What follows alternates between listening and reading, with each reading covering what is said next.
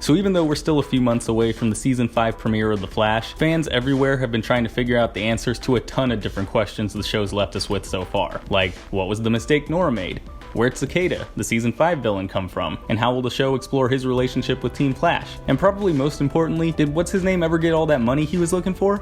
Oh, I don't think so, Copper. Not until I get my money! I mean, I guess not, since he's in jail and all that, but you never know, he could be bugging all those guards about it on a daily basis. Seriously though, one of the biggest questions I've seen floating around about season 4 is whether or not the season's big bad, Clifford DeVoe, aka the Thinker, is still alive after what happened in the season finale. See, during the finale, we saw Team Flash successfully erase Clifford's consciousness from the body of Ralph Dibny, giving Dibny control over himself again and seemingly killing off DeVoe in the process. But surprise, turns out DeVoe's not actually dead. He actually made a digital version of himself and uploaded it to his chair. Okay, that's pretty smart. Now I guess he can just go and hang out in that pocket dimension he built that super high-tech layer in, maybe prepare himself for another fight with Team Flash, and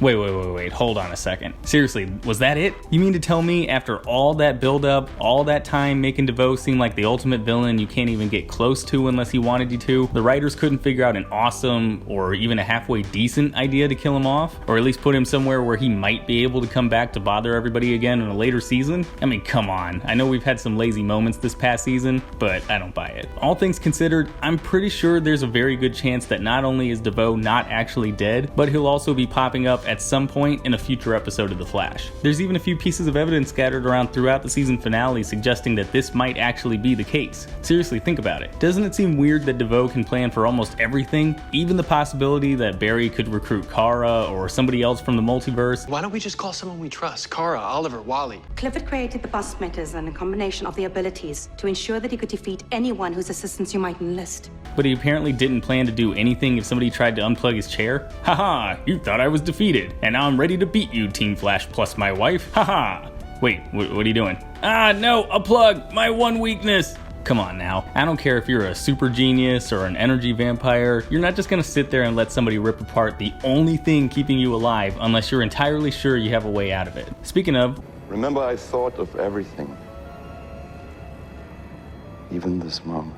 I don't know about you guys, but that sounds to me like he fully expected he might lose at some point, and that he had some kind of a failsafe he can use to bring himself back if need be. I know they mentioned right after he's unplugged that doing so was factored into his plan to launch a satellite at Central City.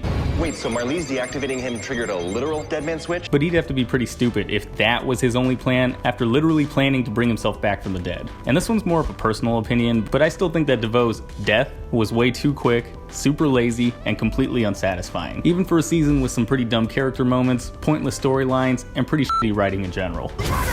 Maybe it's just me, maybe I'm giving the writers who gave us stuff like almost an entire season full of filler too much credit, but I still highly doubt they would be that incompetent and would just toss out the big bad they've been hyping up over an entire season without some sort of a plan to use them again if they needed to. They've done it a couple times before with a few other characters, most notably Laurel Lance, who's come back like 9 billion times by this point. So when you add that to the way DeVoe acted in the season finale, it seems pretty likely that the writers fully intended on DeVoe returning at some point. So, okay, assuming that DeVoe actually is still alive, how exactly could he come back? He doesn't have a body anymore, and the only digital copy we know of is still in that chair, which, knowing Team Flash, will probably get added to their arsenal, only to be used once and be forgot about soon after that. Well, as a lot of people pointed out, it is definitely possible that he could repossess Ralph's body at some point. We know that DeVoe can juggle a few different personalities in a single body, given that he kept Ralph around after he took over and separated his good and bad selves, so it's definitely possible that one of those copies of DeVoe's consciousness from that PS2 cutscene could be floating around in Ralph's mind somewhere, ready to take over again when it's most convenient for him. It's possible,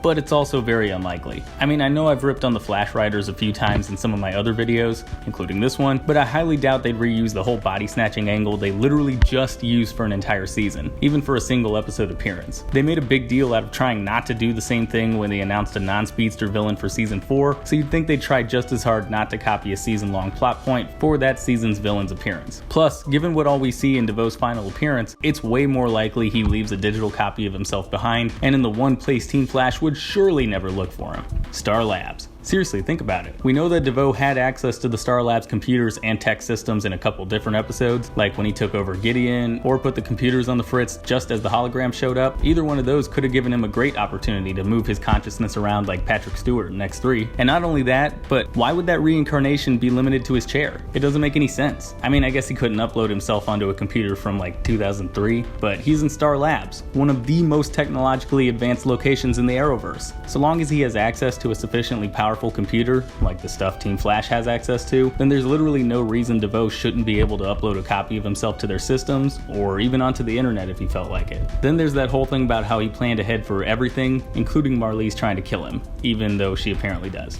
Like I said earlier, it's a bizarrely dumb moment for a super genius, unless you consider that DeVoe's AI was uploading itself someplace else while everybody else was distracted. Plus, considering how DeVoe spent a decent amount of time as a digital being in the comics, we already have a precedent for DeVoe's digital return from the dead that the show's writers could pull from for a later episode. Then again, I guess somebody breaking into Star Labs could just plug him back in or something. It's lazy, but you know, it's not like the writers never pulled out a lazy plot point before. But anyways guys, that's my take on the potential for DeVoe to return in a future episode of The Flash. If you guys agreed with anything I said in this video, or if you have your own theories you want to throw out there, then go ahead and let me know in the comments down below. Otherwise, I will see you all next time.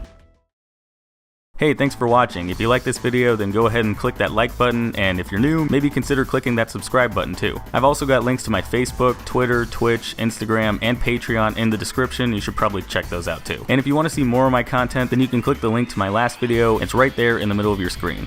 Alright, and I will see you all next time.